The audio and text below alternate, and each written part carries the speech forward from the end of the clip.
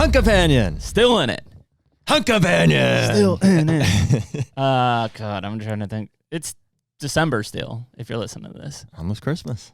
Well, we're recording this before Christmas. This is airing after Christmas. Merry Crisis. Merry Crisis. Merry Crisis. Right before the new year. It's crazy. That's what we were just talking about. We're like, dude, we're excited about ATA and the Archery and Bow Hunting Super Show and stuff. And that's like, if you're listening to this, it's like 10 days away at this point or something. Yeah, I'm excited for that. So, yeah, it's so weird, man. I've been like, you always get to this time of year where you're just like, I feel like I'm flip-flopping between like, oh, I'm going to go kill that deer. And then I'm like, I'd love to find his sheds. Like, yeah, I'm just like riding that line of, in my head, I'm already thinking about projects that I need to be doing in the wintertime and the off season. So yeah, I'm not sure. I would say I'm pretty wrapped. We haven't really seen anything in Illinois. The weather's been kind of shitty too. Maybe if we mow corn and we get some colder weather, they'll show back up. I don't know. They've just kind of been inconsistent, to say the least. Yeah, especially on the main farm. Like I just think they're. We haven't had a shooter on the main farm since you shot the one. Yep. Yeah. Yeah. It's really interesting. There's some great 4-year-olds, and some really good 3-year-olds and stuff. Mm-hmm. But yeah, it's fun. We don't have to go all the way down to Illinois like we're rabbit trailing today, but it is fun. Just like every year as we're learning that farm to learn, like to try to like get into a frame of mind of what to expect, I guess. Yeah. And I think at this point, like I'm just, and we've killed some great ones along the way, so it's not a complaint at all. But it's just kind of it does seem to like reset in a way almost every farm. Every year. There's deer in like a turnover standpoint, from a turnover standpoint, but also just from a like it'll fill back up kind of a thing. Like we've never not had at least a few shooters. Correct. Yeah. I mean, I would say last year was, if there was a quote worse year, it was last year. Yeah. Because we had one for sure, which was the 10 we were hunting this year. Crazy Horse was there very sporadic last year. Yeah. And it was fortunate, I guess, because and the 11 that you killed this year. Yeah. So I mean, we had 3 bucks that we could have killed last year. But I guess we were fortunate in that our focus was really Iowa last year. So if there was going to be a down year, like that was the year. Mm-hmm. And then obviously rolling into this year, there were 3 on the main farm. And then we picked up the new 80.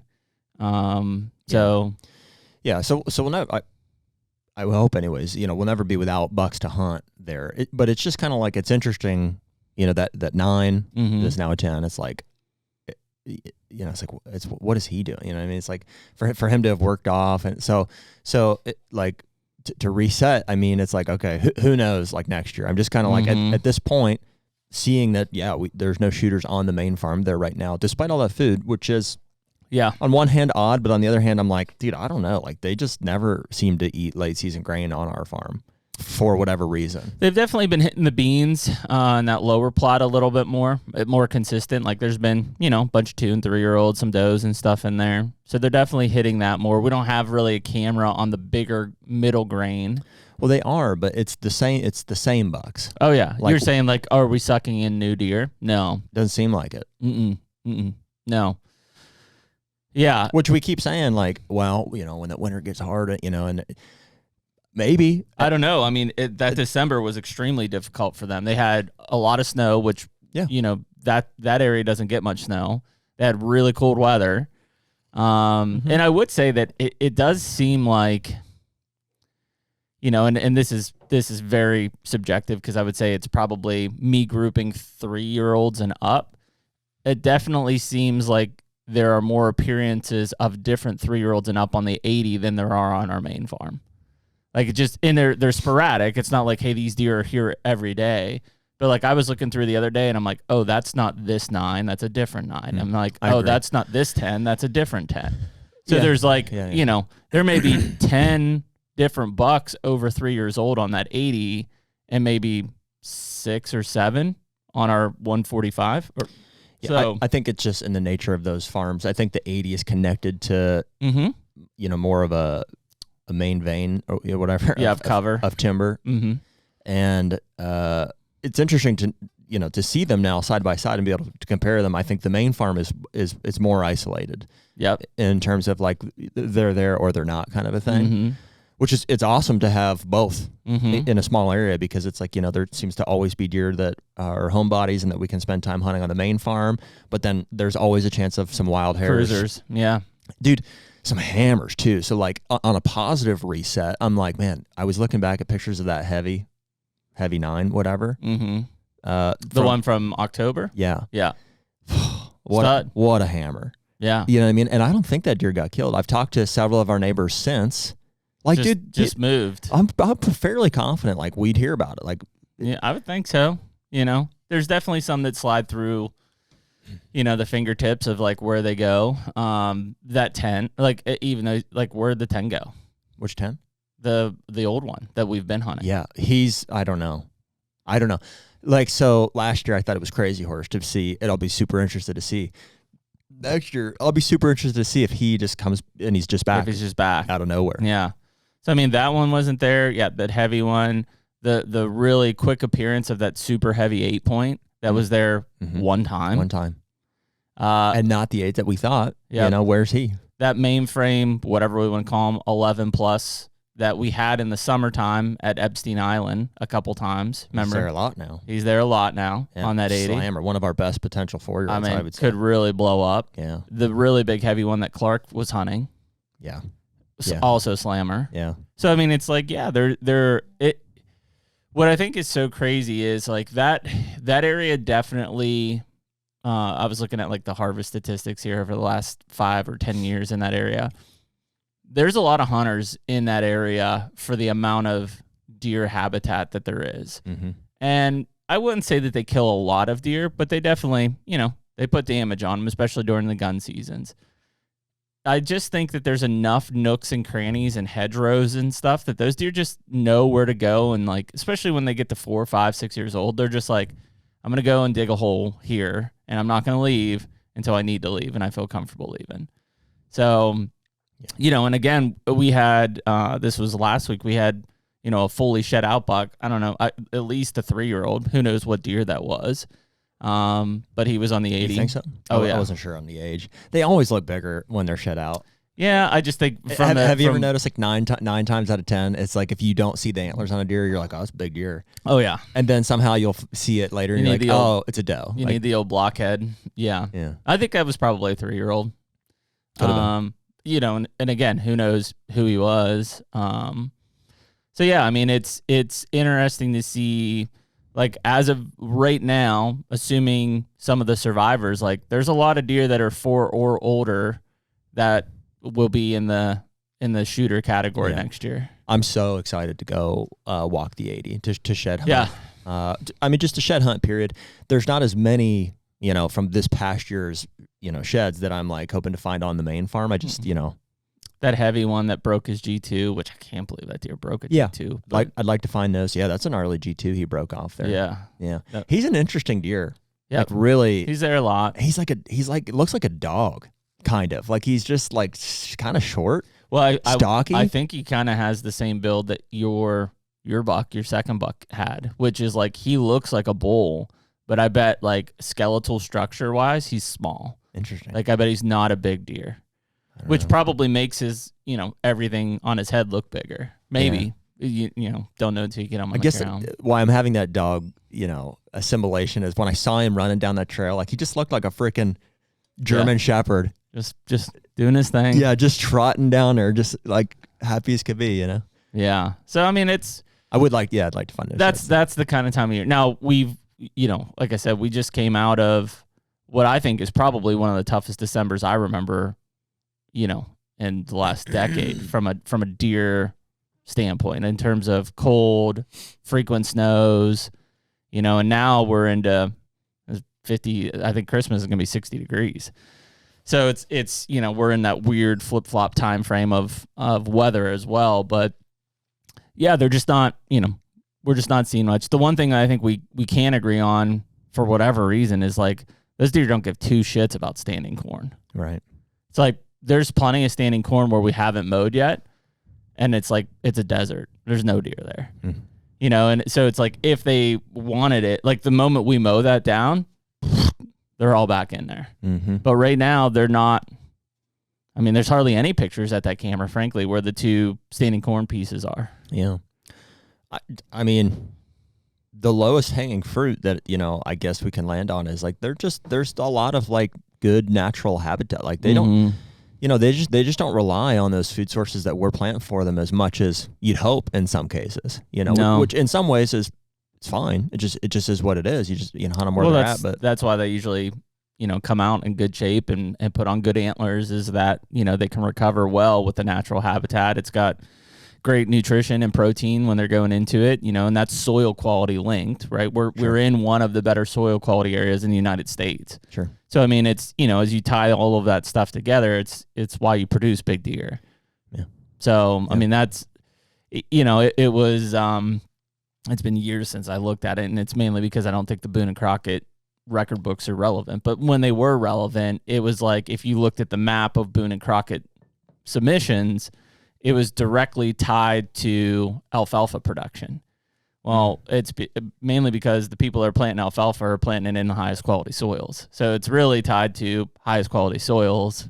That's the direct link. It's not the crops that they're planting, it's the soil quality that they're planting in.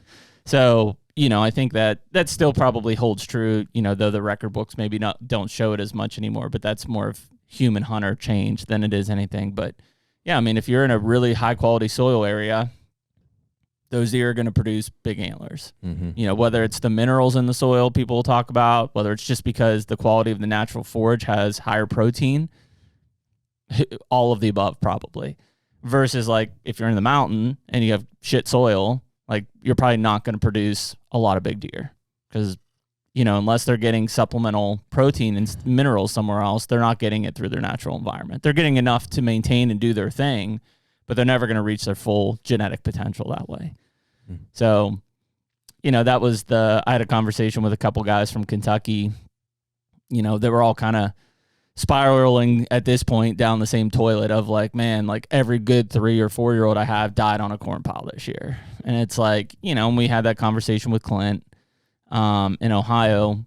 And, you know, I guess maybe it's just my old age that I'm not as rowdy as I used to be. You know, I'm just trying to find like the happy medium, right? Where's the compromise that like gets us moving in the right direction without like never getting us in the right direction, which is kind of where we're at odds now. It's like baiting, no baiting. You know, so in there are a few states. I think Iowa will be one I can think of. Maybe Minnesota is the other one, but where you can essentially feed but not bait, right? And I've been pretty critical of that term in the past of like, it's the same fucking thing. But by definition, it would be you can feed on the property, you just can't hunt over it, right? Whether that's within eyesight, whether that's within 100 yards, whatever. Or even in season, out of season. Yeah, I mean, there's a line of distinction. Yeah, but you know, even if there's yeah. So, but I guess where I'm saying is if I look at bait states like Kansas, Kentucky, Ohio, let's just look at those three. Right now, wide open. In fact, if anything, Kentucky's the one with the restrictions, which is March 1st to July 31st that you can't feed. Frankly, that sucks from a deer perspective.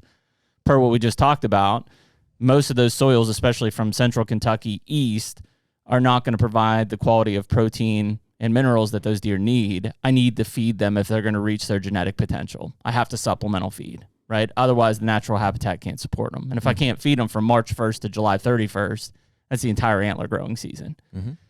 So if I look at those, it's like, well, what if I could feed in every one of those states? This would be the argument to the guys who own 2 to 10 acres who are like, if you take baiting away, I'm not going to kill anything. What if I could feed in those states year round, but you can't hunt over it, you can't bait, right? So effectively, I could have a feeder on my 2 acres or 5 acres or 100 acres, whatever you got, but you can't, you know, I think Mississippi at one point was 150 yards and out of eyesight or something. And so, you know, does that solve the baiting issue? No, by no means. Does it compromise in that they can't be sitting over a corn pile at 30 yards with a crossbow or with a straight wall cartridge at 150 yards or whatever it is. Yeah. Does it let them feed and have, quote, deer on their property still? It does. Maybe. It would depend on the way the restriction is worded. But that's where, because we've been looking at this thing, at all different angles and in a bunch of different states, and I'm just trying to find like where, again, it's an analysis by paralysis standpoint is where we're at, right? It's like baiting or no baiting. That's it, black or white. And the problem is nobody's doing anything. So we aren't changing anything. We're not moving, and we're just spiraling in this direction that is not good for anybody, whether you are pro bait or against bait. Like where things are going are you're losing access, and everything from land to purchase to lease, whatever, is costing more. So whether you're willing to buy land or lease land, it's costing you more. That's a negative. If you can't do any of that shit, you're getting your ass kicked off everywhere, and you're going to end up on public. So if we don't do anything, that's where we're going. So what's the compromise? Well, I don't know. Is it just being able to feed so you still have the deer there, like they're still there, you just can't hunt over it? And will that affect your success? Maybe, maybe not. And it's, the frustrating part, and that's the conversation I was having with these guys, is that, I think if you go black or white, bait or no bait, we're going to be in a stalemate forever, probably. Like, I don't know if there'll ever be enough movement one way or another to find a correct answer of a change. Yeah, at least not in the foreseeable future, it doesn't seem like. So it's like, can we not find a common ground piece that would be, acceptable to both parties to say, okay, like maybe I can't hunt over it, but I can still put a feeder on my property, meaning my 5 acres will likely still have deer on it, though I'm not hunting directly over it. I mean, from my perspective, it would make a difference for sure. I think so. Yeah. And it still accomplished the same goal, which is like the complaint on the lower end, and I get it, is that you won't have deer on your property if you can't artificially bait. Yeah.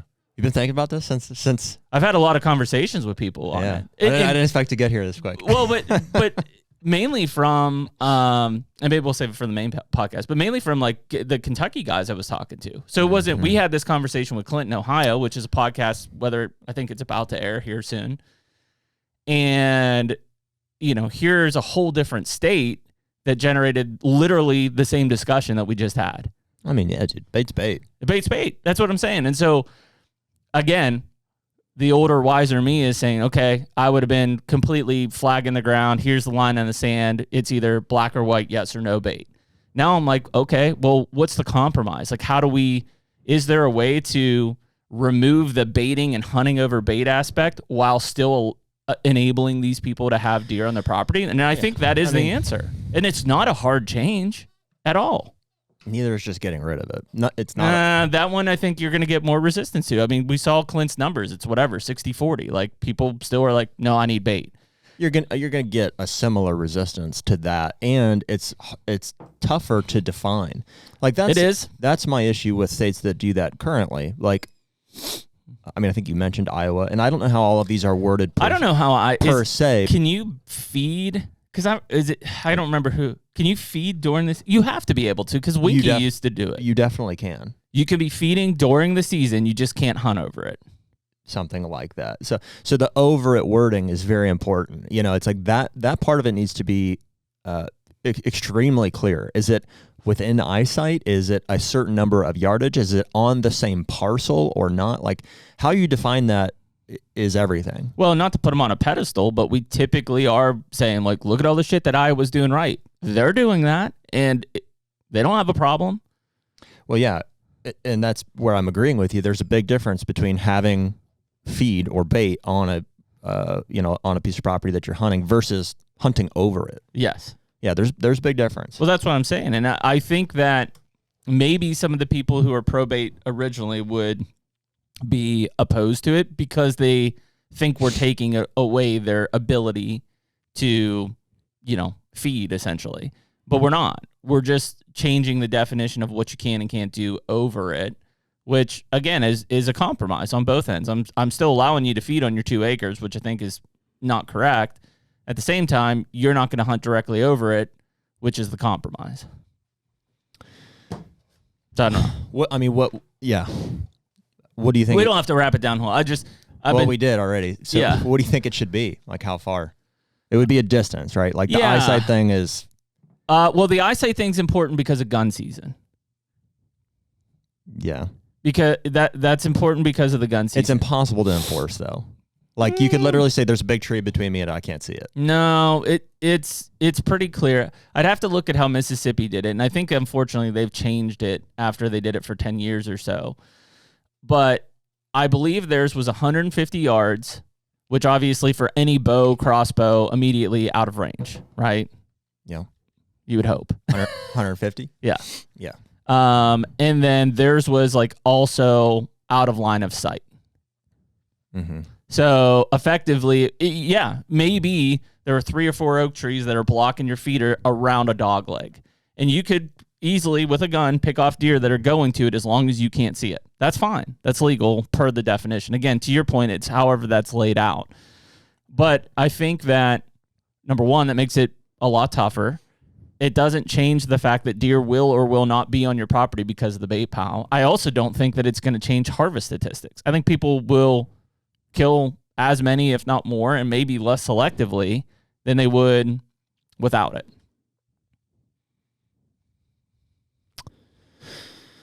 Especially during archery season, which is where harvests are leaning towards more and more because of crossbows, right? I don't know. I just think the laws are all so complicated already. They are. I would just way rather it be, and I'm with you on a happy medium. I'm just like, it's not complicated.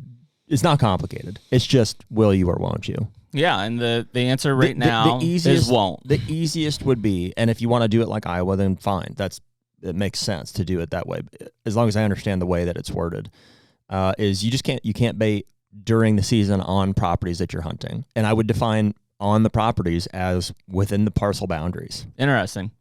So, and again, I'm not sure. So and there's loopholes, I guess. Lukoski doesn't bait on any of doesn't feed on any of the properties that he's hunting? I don't think that he does. Interesting. And if he does, there's got to be some sort of a time frame from when it's gone to when he's hunting it. And not just Lukoski, but anyone.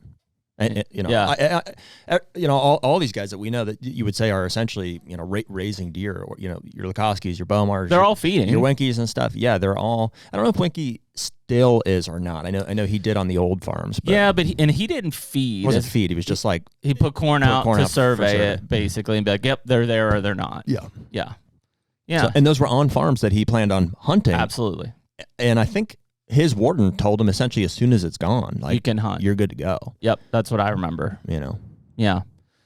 So I mean, and again, you're right. There are a lot of laws, and people already hate us because we keep calling for more regulations. I'm just in a plain world. Yes, black and white. It's either legal or it's not.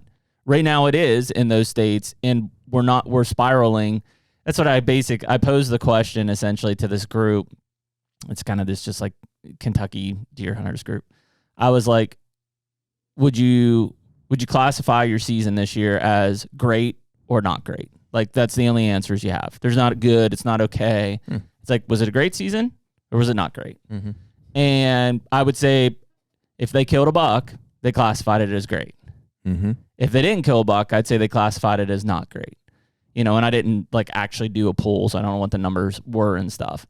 But that's how I think most people, an average deer hunter would say, like, was your season great or not? Well, you killed one. Successful, not successful. Yeah, right. That's how it's easy. Yeah. And so I would say there are far more people that would say that it was not great than great. And I would say that a lot of those people would even be to the point of frustration. And I bet most of it's probably because of access or whatever, like the things that we've continued to talk about. So I look at that and I'm like, if we do nothing, the odds are is that not great bucket is going to keep growing, right? Yeah. I mean, yes. I also don't know what the number should be. It shouldn't be 100% necessarily. Yeah. So our perception has something to do with it. Everybody thinks they should kill a buck every year, which is not accurate. Well, yeah, it doesn't seem to be, it surely doesn't seem sustainable. You know what I mean? It's like there's just not enough mature deer for every hunter to kill one every year. That's just, but I don't think people care about mature deer. It doesn't work, or even bucks, There might be. Well, there doesn't seem to be. I mean, Clint told us that the average hunter is killing 1.4 deer a year. Mm-hmm. That means everybody's successful. And not on bucks, though. No. So like roughly half of those are bucks. Okay. Is it? Yes. Okay. So even still, so you're talking about 0.75 bucks per hunter. That's pretty high. That's damn near. I mean, you're telling me 75% of hunters then kill a buck? I don't know. It's 50% of the deer killed in Ohio are bucks. Mm-hmm. Yeah. Between the archery and the gun season. So like we kill a lot more bucks during the archery season. Yep. And a lot more does during the gun season. Mm-hmm. Yeah, I don't know. It's an interesting, yes. At the end of the day, I don't know what that number looks like. It goes back to, I don't know. Well, I'm curious though of the success rate. Yeah. So that's what we don't know. Yeah. All we know is 1.4 deer per hunter. That's what we know. Right. We don't know buck stows, etc. We can make assumptions of 50-50 and say, okay, then there's 0.7 bucks. I'm just curious the odds of success on, a buck and on a doe. Yeah. Yeah, that's what we don't know. Yeah. Maybe I'm doing the math wrong, but I want to say that's 70%, but maybe that's a bad assumption if I'm doing the numbers right or wrong. I don't know. Anyways, it kind of goes back to, and we talked about it with Clint, is like really the foundational goal of this podcast is to have difficult discussions like we're doing right now in an effort to achieve, and again, it's never going to be 100%, but if I did that same poll to hunters and I said, how would you rate your deer hunting experience as great or not great? The majority of them say great. Successful or not, right? Hey, I just had a great season. Whether it was because your kid shot one, whether it was because you just saw a bunch of deer, whether it was because you had a chance at a big buck and it didn't work out, like whatever it is. That's the end goal. And it's kind of weird because, a lot of people will talk about like going back to like the 90s and stuff, which was like the deer camp era. And the first thing that they'll say is like, well, man, back when just deer hunting was deer hunting. I don't disagree with that. What I do disagree with is that I don't think that most of those people had a great deer hunting experience. In fact, most of those people, when we had a lot of those hunters and stuff, we're obviously, quote, down numbers from the 1990s especially. Most of those people simply judged their deer hunting experience on the opening day of gun season. Right? That was the measure of success. And really the measure of success came down to, at the top of it was I killed a buck, right? Or I killed a deer, whatever it was. The next level would have been I saw a deer, or I saw a bunch of them. And then it kind of goes down from there. And so if you asked most of those hunters, if let's say the opening day was rainy, it was shitty, it was nasty, they didn't see anything, maybe because they didn't hunt a lot, but they didn't see anything, there's no deer. And I'll use Pennsylvania for example. There's no deer in Pennsylvania. Game Commission screwed it up. It's trash, right? The next year they go out, they kill a buck because weather conditions are great or they lucked out. Greatest hunting experiences ever. So we're not any different really than we were back then from a judgmental scale, sure. Right? Still today, the number one thing is if you pull hunters and you say, hey, are you having a great deer hunting experience? If they killed a buck, yeah, I am. Mm-hmm. No different than it was in the 1990s, essentially. Mm. It's just what's changed dramatically is we beat on it. The number of days of field has increased, I think, dramatically from the 90s. Most of those guys hunt 1 or 2, 3 days, maybe, with gun season.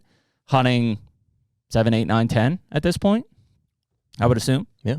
I mean, everything's changed. Nothing is the same. Yeah, technology, all of this. But the bottom line is if we're just purely discussing deer hunting experience, like if we even reflect on the year, like people would say, I've had people, they're like, man, tough deer hunting year for you. And I'm like, I don't know. Like Jared killed 2 big bucks on our Illinois farm, which is awesome. My kids killed their biggest bucks of their lives, and I was with them on both of them. Mm-hmm. Like, no, it's pretty good.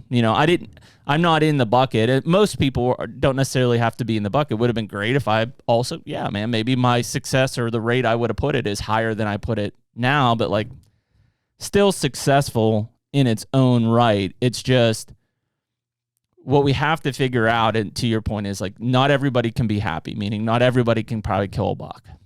Well, I would assume. Sure. I mean, it's a fair statement that not everybody can be happy. I don't necessarily think that exactly means everybody kill a buck. Like, I mean, maybe loosely, I think most guys would like, to kill bucks or whatever, but there's plenty of people that I think can say they had a successful season for other reasons, right? Generally, I think it is correlated with they killed a deer. Yeah. Probably. Yes. That's the measure of success, right? I harvested something. Yeah, but you'll have, a lingering population that can say they had a successful season for other reasons. I mean, I don't know how big the number is, but you'd like to think that people can say they had a successful season, even though they didn't kill something, Yeah, I would agree. But yeah, what is that number? I don't know. Yeah, and I mean, I think that's where this thing kind of spirals around, like whether we're talking about baiting and feed or access or whatever it is. It's like, I think to our point with Clint and several of these guys, and I'm going to tie this back into something that's kind of hot to trot right now, which is the Missouri CWD thing, which is essentially Sumner's put out this letter and said, hey guys, we've tried a bunch of stuff, obviously a lot of pressure from the hunting public side of things, and essentially has removed the postseason calling of deer in Missouri, which was killing thousands of deer a year, essentially. And this has been a battle for a long time, and they basically said, hey, we hear you, and we're not going to do this anymore. That's a big win for a lot of people in the state of Missouri from the standpoint of they want to see less active management of CWD or whatever you want to call it. So that's a change, right? Now, what happens from that? Do deer herds flourish more? Do people see more deer? Do they kill more deer? Is CWD more prevalent then? Because most people will tell you that they don't care about CWD, which I get. I understand the values there.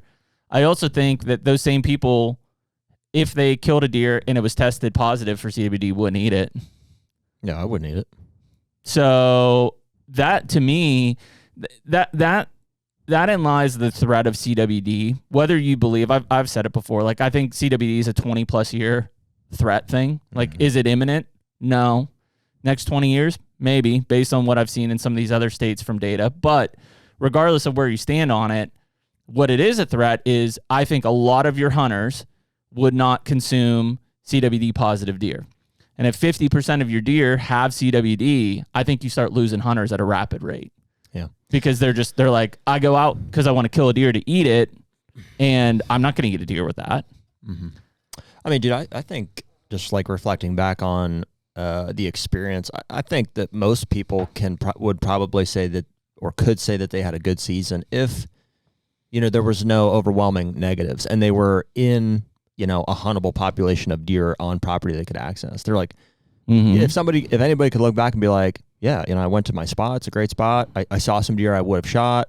I didn't get an opportunity at one, and maybe and there was no like overwhelming negative, like, hey, I got in a big dispute with my neighbor, or people were trespassing constantly, or whatever. Yep. I think anybody could look back on that and be like, yeah, man, hey, I had opportunities. I had what I good hope. Season. I didn't get one, but it was a great season. Well, that's the mentality that we have to embrace, right? And so that exactly how you describe it is what I hope people judge. Yeah, and I think we have that ability anyways, but I think that more often than not, there are some overwhelming negatives that, that cause people to reflect poorly on their season, or worst case scenario, quit or do whatever. Yeah. Speak out or something. And a lot of times I think, like in the Bay States we mentioned, or at least in the people that we talk to, that's a big part of it. It's like, well, hey, a big part of a successful season for us is seeing a renewed crop every year. You know, there's a conservation element of we want to see the deer herd flourish and for there to be a population of bucks for everyone to hunt of a certain age class in a lot of cases. Yeah, balanced. And, you know, the corn piles we feel are a major inhibitor of that. You know, that's just, you know, so in a lot of cases, the black stain on our seasons in bait states is, well, all the 3-year-olds got killed on corn piles or 4-year-olds or whatever, you know, and it's, you know, on one hand, it's like, you know, I'm happy for the guys that got bucks, but on the other hand, it's like, you know, you see the long-term repercussions of that. It's like, okay, so yeah, well, I guess that's that goal is not going to be met. So that's a negative. That's what I'm looking at is like, you know, hypothetically, it's like, okay, your 4-year-olds get killed on a corn pile. Well, I'm sure the guy who killed the 4-year-old is probably happy. Not mine, but yeah. Yeah. I'm sure he's happy, right? I don't know. Yeah, I mean, in some cases, for sure. Yeah. In other cases, you wonder, you know, is it like, well, he just shot it because he felt like if not, I was going to shoot it, or, you know, another neighbor was going to shoot it, or... Yeah, which is age-old question. Yeah. Yeah, so, I mean, that's what makes it interesting. To your point, yes, I mean, I don't think that's a majority. I think most guys that shoot bucks are probably happy with the bucks they shot. I would assume so. You'd think. Well, yeah, I would say most, probably. There's definitely a section of guys that are like, he's not my biggest, but... Well, that's the social media impact, which is a whole nother discussion. Because that's not necessarily... I don't think if they were, whatever... by themselves, no communication with the outside force, and they kill that buck, they're happy. There's a reason they shot it. But the immediate, like, justification on social media or whatever, that's a whole different type of cancer that exists. I think it's split down the middle. There's definitely a self-consciousness because of the social media thing, and maybe that's why it's worded that way. But also, I think they shot it because it walked in front of them. And once they got up to it, I do think some guys are like, eh. Well, and so that's the biggest change, right? If we talk about like the 90s to today, in the 90s, man, you killed a legal buck, you paraded it around town. Spike or 8-point, didn't matter. Like you were the champ of champs, basically. Yeah. Maybe not in every state, but in a lot of states. Yep. Right? That was the success. The pinnacle of success was I killed a buck, here he is. Now it is not my biggest, or... You know, is that the one I was supposed to shoot? Like, if I'm on my buddy's property, did I shoot the wrong one? Like, you know, whatever. That's a level of complexity that for sure is added on in the last 10 years that we haven't had to deal with before. And so, yeah, I mean, that always comes back to, like, when we talk about, like, evolving as a hunter, it's like, sure, like, you're not going to kill your biggest buck every year. That's impossible. Like, it's just not going to happen, right? You know, you're going to either have years that you don't kill anything because you're passing them, right? Or at some point, you're going to kill whatever, an old buck that's not as big as the last buck. Like, that's just reality.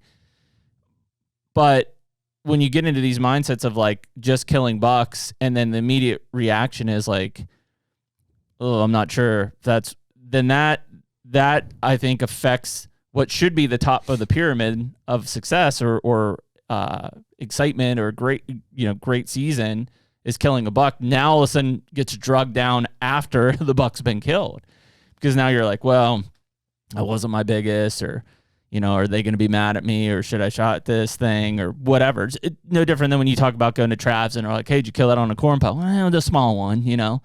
Like, all of a sudden the job's already been done. You should already be at the pinnacle because you killed the buck. That is the pinnacle. And you're now all of a sudden post-harvest sliding your gratefulness of success down, which has never been a thing in hunting in the past.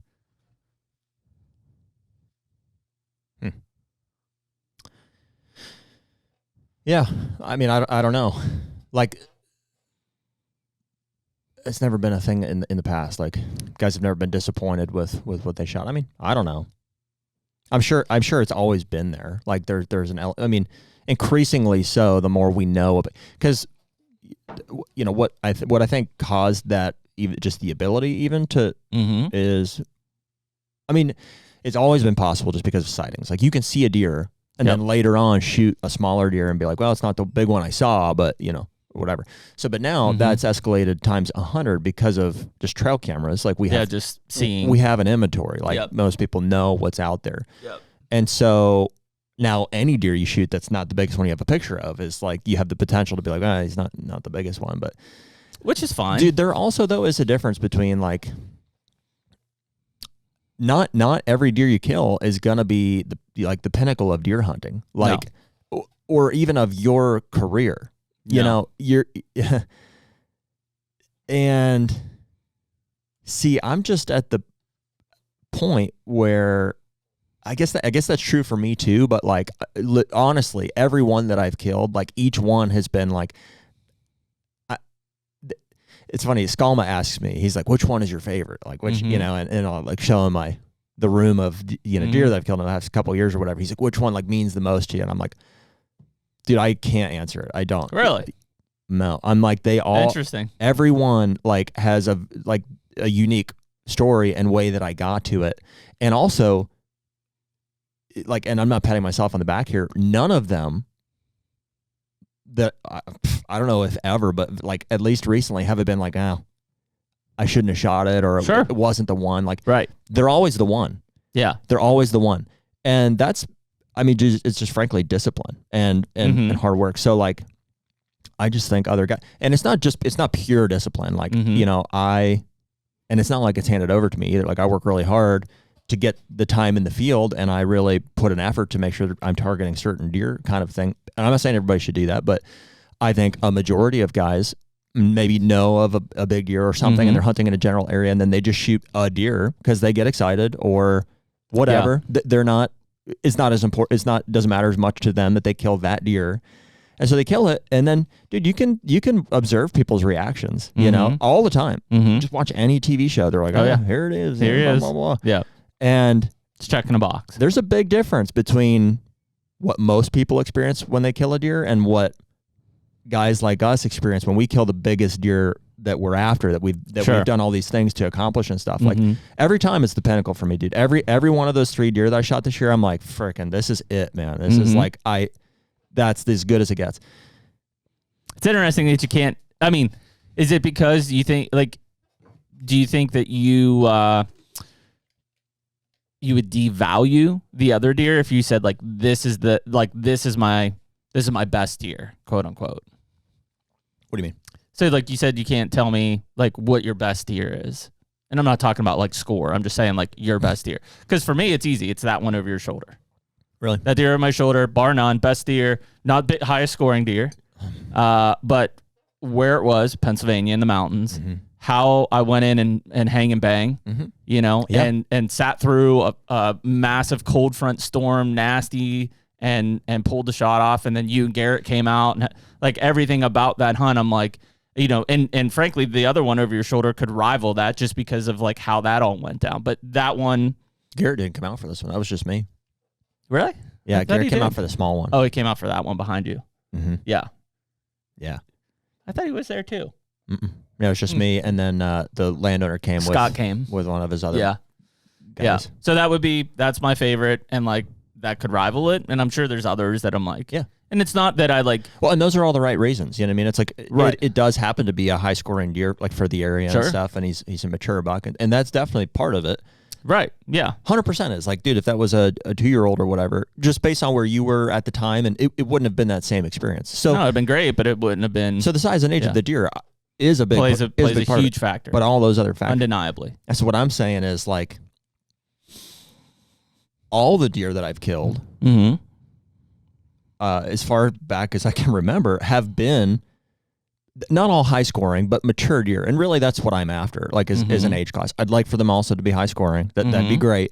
But not everyone is going to be that. Like you know what I mean? I just think it's impossible. We realize that. So we're chasing the maturity, and then it's the uniqueness of the situation, you know, it's the experience, the deer itself, the landscape, the people you're doing it with. Yeah. Like, dude, a lot of the successes of the bucks that I've killed is tied to it's been a lot of something out of this podcast. It's be like, well, I made friends with so-and-so, and we were able to go and, you know, I ended up on Josh Bomar's farm, and I shot this freaking or, you know, we're on this public land with Lucas Psycho. Well, that's where I would have nailed down your Nodak one is like, if you asked me, you said, hey, what do you think my best deer is? I would say Nodak. You think? I mean, public land, last day, pushing the boundaries, like seeing that's everyone though. I mean, you could say the same thing about talk about Kansas this past year. Like, oh, dude, we all went out to we've been going to Kansas. We decided we made a big move here. We hunted all week. Nobody saw anything. Sure.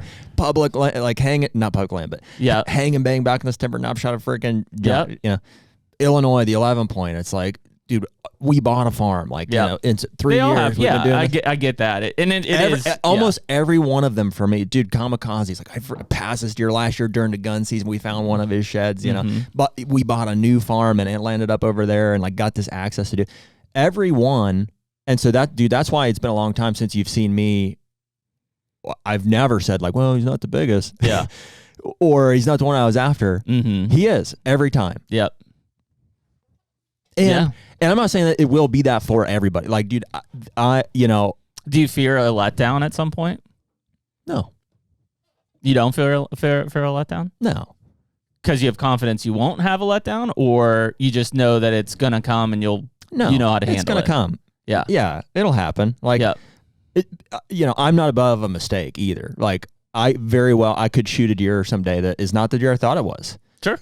It could happen for sure. And if that happens, I'll say it. I'll be like, man, it's not the deer I thought it was. I really thought it was this deer, or this caused me to, for this to happen. And it is what it is. Like, I'm going to celebrate the deer and sure. But at least I'll know. And this pairs nicely with like how we would look back on a season to say it was successful or not successful. At least I'll be able to say like, I did everything I could have done, to get the result that I wanted. It's an appropriate conversation because this is the last hunt companion of 2025, essentially. And so, like, just kind of, and obviously we're diving back deeper than 2025 in a lot of this discussion, but, it's something that I think a lot of guys. New Year's goals. There you go, Nick. Yeah, New Year's goals. New Year's goals. I think it's a lot of people listening to this and reflecting on their season and even seasons of past. It's like, and part of it is a larger discussion that we're having here, which is like literally landscape level, state level changes to try to improve what we're talking about for all deer hunters, right? And again, you're never going to have 100% approval rating, but if you can make it, if it's 60% now, how do you get it to 80, right? Or how do you get it to 70? Yeah. And so, like, those are the things that, I'll be really interested to see what happens in Missouri next year. We don't hunt Missouri right now. I used to a lot when I lived there. Dude, I'm sorry to cut you off. No, go ahead. I'm sure there was a time, probably not that long ago, where most guys would say, I had a good season. Because they killed a deer, right? I don't think it was that necessarily. I think maybe odds of success were good, but I just think that guys had places to go, and they saw deer. And they saw deer that they would have shot. I think there definitely was a time where it was higher than it is now. I would agree. For sure. There was probably a time where it wasn't, That's where it feels, it's not black and white, which is why I posed that question to the guys, because I knew some of them would be like, oh, shit, like, it wasn't that bad, but it wasn't that great. Like, and I want you to think about it. That's why I ask you a question that's kind of loaded.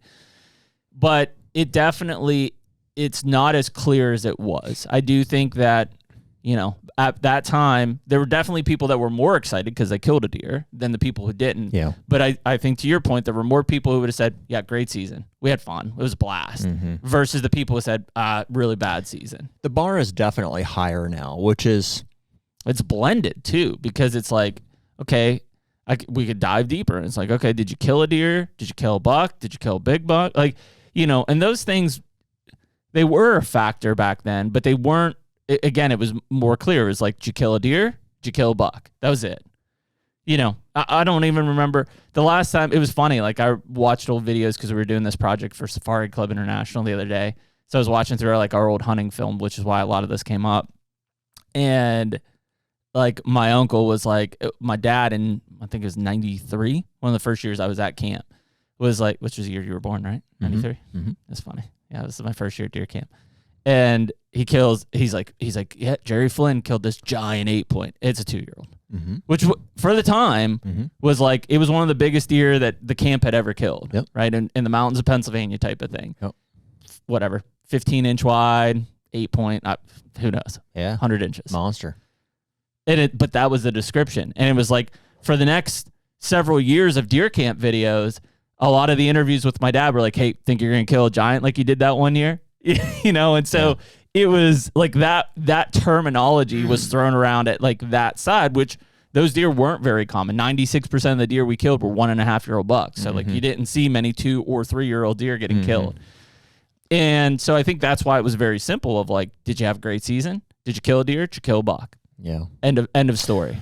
Well, that's where, perspective plays a big role. It's like, you could make an argument that like nobody knew what a big buck was back then in Pennsylvania. Had no idea. We had no idea. It's not that they weren't capable of it. It's just that we overhunted the crap out of them and didn't shoot does, if I'm not mistaken. Like during the gun season, we had 3 days at the end of the season 3 days after the buck season, basically, to hunt them. Or for whatever culmination, caused, the situation that we were in.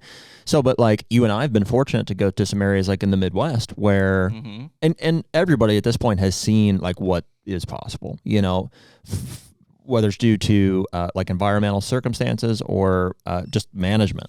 Yep. Either on individual properties or at the state level. So we've all seen that now. And so, objectively, we can say in some areas that's better or that's worse. And so that's where I think like a lot of our basis for arguments with states like in bait states, where we can say like, hey, listen, it's better in non-bait states, just objectively for all people, for the goals that we want, but also for everybody. We see access issues, reduced at those points. We see just better hunting experiences overall, like for most people, residents, non-residents, landowners, non-landowners. So just objectively, just the vision between rich and poor hunter just widening and widening and widening. So objectively, we can make an assessment to say that would work here also. Right. Yeah. It's an interesting discussion as we kind of look back and even look ahead of like, for me, it's, if I had to, not even just my own season, if I just looked at the states that I hunted in, and there's other states that I haven't hunted in that I have really good ties into and feel like I have a good idea what's going on, the general consensus is I don't think things are getting better in any of those states. Sure. Not even from like, oh, are we killing big bucks or not? Just purely like, call it the overall morale of deer hunters. Yeah. In all of those states, I would agree. I would say is not good. And that's crazy because, and I'm, maybe I'll highlight them too much, but like the Bomars or the Lakoskis or Skip, I'm looking at these guys that have tons of land. Like they are the upper end of the spectrum of like, these guys will do anything and pay anything to a point to have the deer hunting experience they have. I'd say most of those guys aren't happy. Or let me put it this way. They have some negative impacts along the way in the seasons that they're not untouchable by the impacts of things. On the other end, which would be, I don't know, the guy who's been displaced and has to hunt public land or something like that, I would bet that most of those people are also not having a great season. So even as far as we get, this is why I say it's the general morale, even as far apart as we get, both ends still are nobody is untouchable, essentially, to being like, it's the greatest thing ever. So if I look at that tells me that something has to change. I'm not saying make drastic changes, looping it back into the baiting thing, not like yes bait, no bait. I'm just saying, if I look at what's happening, what is a small change or what are some baby steps that could be implemented to just see if deer hunting morale changes? That's all we're asking. Just see if deer hunting morale changes. Missouri took a step by removing that late season call. Going into next season, there still will be issues, but is it a baby step to making it a better deer hunting morale in the state of Missouri? I would say it was. It's not a mystery. It's not a will it, won't it. Just look at other states. Like, yeah, I know. And but I'm saying that states can't make big jumps. It's just impossible because of the political environment that we're in and stuff. But there are small things that can happen. Frankly, I would say Pennsylvania made a big jump by legalizing Sunday hunting.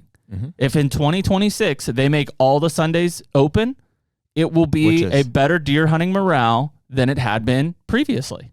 Yeah.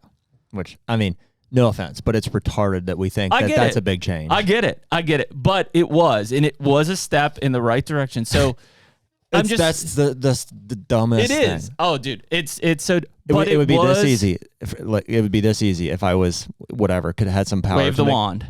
Yeah, there you go. Yeah. It's stupid that we never had it, and it made the deer hunting morale in the state of Pennsylvania better. I think it also will take pressure off of West Virginia, Maryland, and Ohio because now Pennsylvania guys don't have to. All of these are no-brainers. Easy. It's. I mean, I see it. I hear it. Yeah. Well, and we'll spare the rest of the hunk pan here because it's a long one. It's a long one. But it's just. I mean, I think that's kind of like where we're at with it. We're sensing the morale. Like I think we're fairly in touch with not everybody, but a lot. Like we spend a lot of our time trying to perceive how people are feeling about this stuff. And then on the other side, we talk to a lot of states that seem to think, and it's interesting to me how on one hand we observe the morale declining, and along with other things, experience, access, all these things, and on the other hand, these states overwhelmingly seem to think like it's better than it's ever been.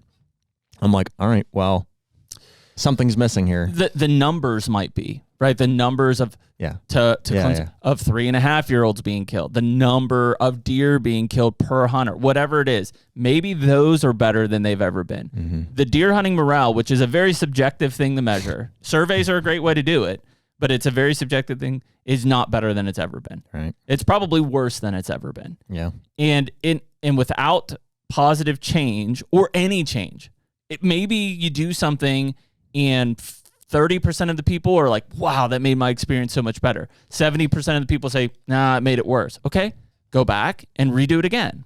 Like, it's not that hard to do that. It's just nobody is willing to make a change. In the states that are, Missouri, Pennsylvania, I'm sure there's others, I'm just picking on those two, have taken a step to make the deer hunting morale in their state more positive. Mm-hmm. And that's where we should be going. That should be what the state is doing. It's easy to manage the wildlife. It's hard to manage the people. How do you create a better deer hunting morale in your state, knowing that you're not going to have 100% approval rating? Nobody's going to get it. How do you make it, for the majority, better?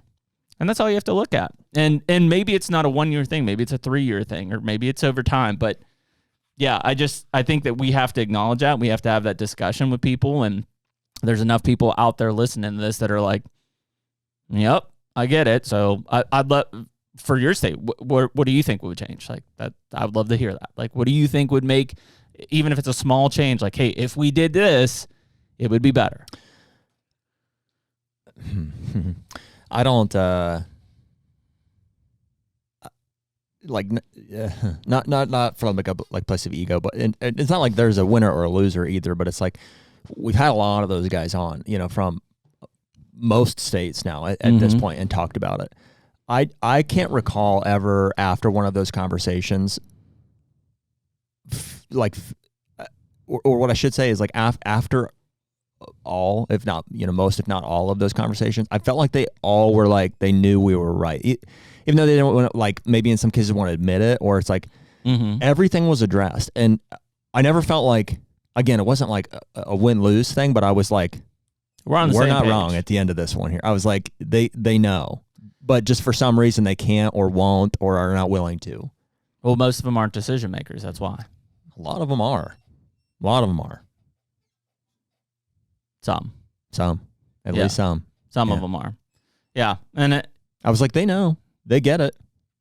Yeah. And yeah. So, again, I guess I'm just reflecting on it and conversations that have been had, and I'm like, there's compromises.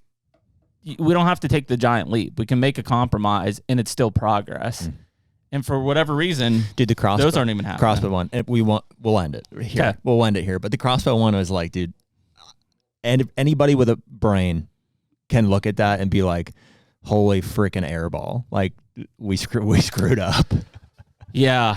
Well, and If I take the other side, which I don't do often, for a second, I would say I don't know what that did for hunter retention. Like, did that keep more hunters in the game because we're an aging population? Maybe. No. Would they have gotten them anyways as a doctor excuse? I'll address that one. Maybe. Because anybody could have done that. Anybody could still hunt with a crossbow. Why? So aging out's not an excuse. I mean, unless you're too old to shoot a crossbow also. Yeah, well, I'm just saying, like, the bow hunting community. If you're a vertical bow hunter, and you're getting older, you would shoot a crossbow. Right, but you're saying that was the airball, so you're saying no crossbows. Would that have changed? No. I'm saying that was always the case. Like, you could always hunt with a crossbow if you were injured or at a certain age or whatever. Mm-hmm. That's fine. Yeah. I'm saying the integration of crossbows into the general archery season for anybody is a freaking airball. Yeah, I mean, if anything, and I think Kansas did it, so maybe credit to them before they airballed it, was juniors and seniors, or whatever you want to call it, youth and elder seniors, or whatever it might have been, is they were like, hey, if you're under 15 or under 16 and you're over 62 or whatever, you could use crossbows. I would be fine with a blanket statement of that. I keep saying we'll save it, but the junior thing, I don't know, truthfully. Why? Just because I don't know. Like, I don't, on one hand, I hear the argument of, like, attention spans are shorter, need to get them interested sooner, but. And I would say most kids under 12 are not going to be lethal with a compound. Right? Yep. Yes, definitely. So I'm not saying it's bad. I just don't know how I feel about it. I don't know if it's like. I bet if you look at the numbers, it's a drop in the bucket of kids killing. Oh, yeah. Yeah. And I don't mean, like, how does it affect the season as much as I mean, like, is it good or bad for the kids? Yeah. No, I mean, there definitely was something to not being able to hunt till you were 12, like the anticipation, the build up and stuff. But per everything we just talked about with society changing and sports and technology and stuff, yeah, there's a good chance you'll lose them before 12 now. I don't know. It's a good chance we lost them before, too, though. Like, dude, there's always been plenty of stuff to do. Yeah. Like, all we had, like. These things have been cancer, though. I mean, we didn't have those. I agree. Like, they just have it at their fingertips all the time. Still do, though. Like, it's their hunting or no hunting. Sure. But I think it's like, my kids didn't have them when they were 5, 6, 7, 8 years old. Right. So that was when they got into hunting. I mean, maybe. That's when I got them into hunting. It's coincidental timing, so it's hard to tease apart, I guess. You know what I mean? Yeah. I don't remember. When did I get a phone? When did you get a phone? Yours was later than mine, probably. Yeah. My freshman year of college. I think I was middle school. Yeah. Probably. Somewhere around. I had the MV2 whenever that came out. That was my first one. 7th, 8th, 9th grade, somewhere in there. Yeah. Yeah. But I mean, it's definitely getting younger and younger. But that phone was a lot different than today's phone. Yeah, for sure. And I don't know that the phone inherently means, like, you know, or technology was like you will hunt or you won't hunt. I don't It definitely had an impact, I assume, for a lot of people. So, yeah, I don't know. Lots of reflection. Like I said, not just on this year, but past and really, you know, forward thinking, because here we are staring at 2026, which is crazy to see. And it's like, what does 2026 look like? Like, you know, are we going to just continue to keep on keeping on and have this same discussion next December 29th or 30th, whatever this is, and be like, hey, yeah, still spiraling. Nobody's doing anything about it. Still spiraling. Yeah. You know, or are there going to be, you know, instrumental changes that try, like I said, doesn't even have to succeed, but try to do something about it. I guess that's the cry. If there's anything, it's like, just do something. Doing nothing is not working. Do something. Yeah.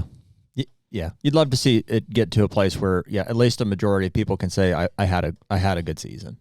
Which, and I don't know if we're, you know, like I said, we don't have the polls in front of us here, but like, no, it seems like we're trending in there's just more negatives that are influencing people's opinion, which is not good, because those are the people that are standing at the ledge and it only takes one step and they're like, yeah, I'm done. I'm out of this thing. Yeah. I don't know. I don't know if it leads to quitting or it just leads to just like depression, you know, just like, yeah. Yeah. Just, I don't know. I don't know. Time will tell, I guess. Yeah. Would you say you had a great season? You kind of said that earlier. Yeah. Yeah. Yeah. I feel pretty satisfied. I mean, you can always have the caveat of, I wish I had done this or killed that deer or whatever. Yeah, I mean, I'm not done yet, but yeah, I'm pretty wound. I mean, the elk was my personal high point, obviously, so it happened early. You know, and then, you know, I fed off of my kids' success, I think, for the most part. And that was like, you know, really in a 2-week period in November from the 14th to the, I forget what it was, 29th or December 1st or something like that. So, yeah, I mean, I would say overall I had a good season. You know, the deer were there. I learned a lot about my properties in terms of like, you know, and there were definitely, if there were downfalls, it was like EHD, I think probably ruined maybe 2 of my farms. For sure, 1 put a knock in it, you know, of what could have been a more successful season in Ohio at least. So, yeah, I mean, what am I going to do about that? Nothing. Right. No control. Right. Well, what you do is you create, you know, you go out and find more opportunities to offset it. Which is what I did. That's what you do. Yeah. Yeah. So mine would be like same thing, you know, like, you know, Ohio's just an ongoing struggle, right? Because of the dynamic that we have there, and more recently because of some of the, like the neighbor situation and stuff. So like there, I would say it's like, I don't know, status quo. Like, was it a successful season? I don't know. Like, yeah. Killed some deer, but maybe not the right deer. In some cases, yeah, it's kind of whatever. Honestly, you know, it's a love-hate for sure. But in other states, you know, I would say overwhelmingly successful. Successful, and you know, frankly, the only thing that could have made my season better is if you had killed a deer on one of those things. Probably, yeah. You know, because I'm like, yeah, I was very successful, but like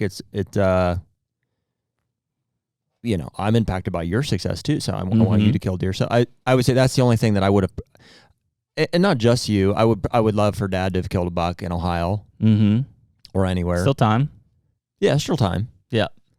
You know, because that is a big part of it. You know, it's like I want people around me to be successful too. Yeah, that would have been like I would have loved to see your dad get one in Kansas or something. Yeah, exactly. Yeah.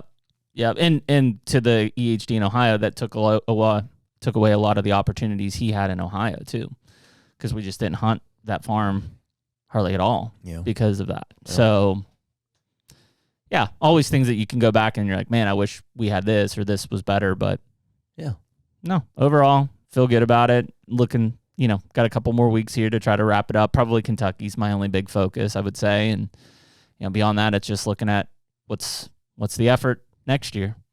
I'm pretty excited to turn into, I love the design element of it.